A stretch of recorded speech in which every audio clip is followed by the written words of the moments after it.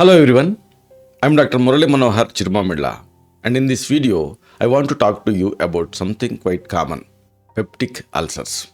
You won't believe what I am about to share with you. Now, what exactly is a peptic ulcer?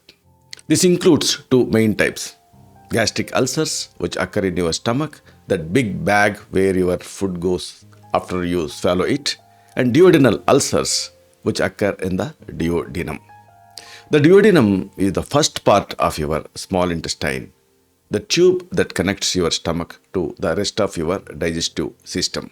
These ulcers are quite common, especially in middle aged men and women who have a long history of what we commonly call acidity problems. So, how do these ulcers form? Well, they form when a small area of the stomach or the duodenal lining, which is the inner protective layer, loses its natural resistance to the acids and other juices that your body uses to digest food. When this happens, these digestive juices and acids erode or eat away at that weak point in the lining, creating a sore patch. This sore patch is what we call an ulcer. Now, what causes these ulcers? Several factors can contribute. First, what you eat plays a role. Eating too much hot, spicy, and fried foods can irritate your stomach lining. Drinking a lot of alcohol and smoking cigarettes or other tobacco products also increases your risk. Irregular and poor eating habits like skipping meals or eating at odd times can also be a factor. This information is invaluable for anyone seeking to improve their health. Another common cause is the regular use of certain medications, especially aspirin, which is also called acetyl salicylic acid, and nonsteroidal anti-inflammatory drugs. We often shorten this to NSAIDs, which are common pain relievers. Excessive consumption of tea and betel quid chewing, which is a common habit in some parts of the world, can also contribute. This knowledge is essential for everyone to know. And I must emphasize that gutka use, which is a form of chewing tobacco, is particularly dangerous. What are the signs and symptoms you should look out for? One of the most common symptoms is a burning pain or sensation in your upper abdomen, that is, your belly area or just below your ribs. Sometimes this pain is felt after eating, but interestingly, it can also be relieved by eating in some cases. The pain may come and go over long periods. Some people with ulcers also experience nausea, that feeling like you are going to be sick. Now, let us talk about what you can do to manage or prevent these ulcers. I always advise my patients on some important lifestyle changes. First, if you are taking aspirin based medicines, you should talk to your doctor, as this can increase your risk of stomach bleeding, also known as gastrointestinal hemorrhage. I also advise stopping alcohol, tea, coffee, smoking, and pan and gutka chewing completely. Eating regular, timely, and balanced meals that include a good amount of fiber is also very important. And this method is incredibly effective and easy to follow. It is also crucial to try to minimize everyday worries and stress, as stress can worsen ulcer symptoms. Finally, pure ghee, which is clarified butter, can be helpful for some people. I sometimes recommend including it with meals. Let us discuss treatment options. There are several approaches, including home remedies and more conventional medical treatments. For home remedies, cold milk can be helpful for heartburn, which is also known as pyrosis. Consuming 10 to 20 grams of pure ghee with rice or meal daily can also be beneficial for some people. You will experience remarkable results with this approach.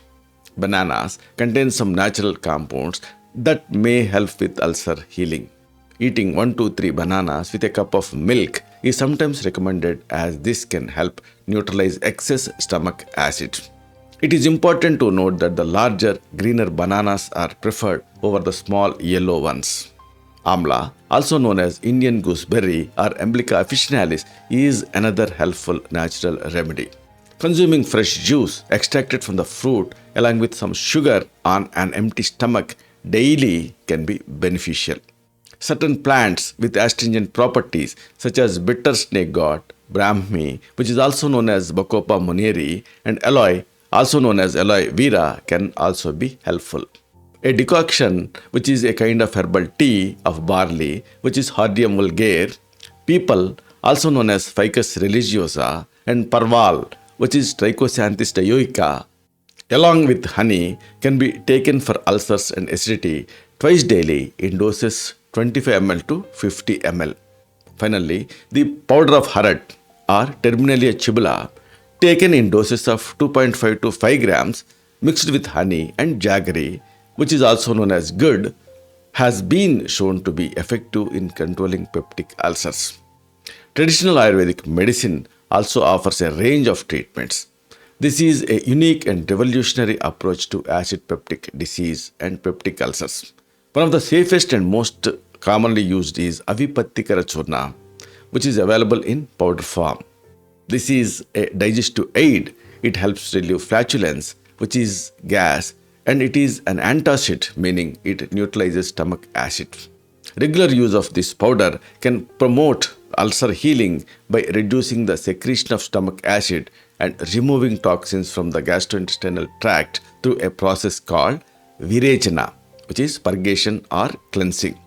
There are other more specialized herbo-mineral and gold compounds such as Farnasuta Sekar Ras, but I strongly advise using these only under the guidance of a qualified Ayurveda physician.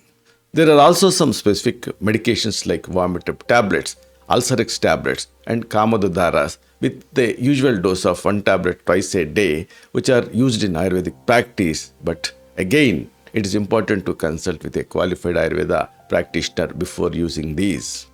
I may also recommend certain diagnostic tests such as barium meal X-ray or endoscopy to confirm the diagnosis of a peptic ulcer. Initial treatment usually involves antacids and Ayurvedic medications that help heal the ulcer. Surgery is only considered if the ulcer leads to a serious complications such as blood vomiting, which is called hematemesis, or when the ulcer becomes cancerous, which is we call malignant transformation. So, to summarize, peptic ulcers are sores in the lining of your stomach or duodenum caused by various factors, including diet, lifestyle, and certain medications. Recognizing the symptoms and making appropriate lifestyle changes along with proper medical treatment can help manage and heal these ulcers. And this is a game changer. Remember, it is always best to consult with a nearby Ayurveda doctor for a proper diagnosis and treatment plan. Thank you for watching.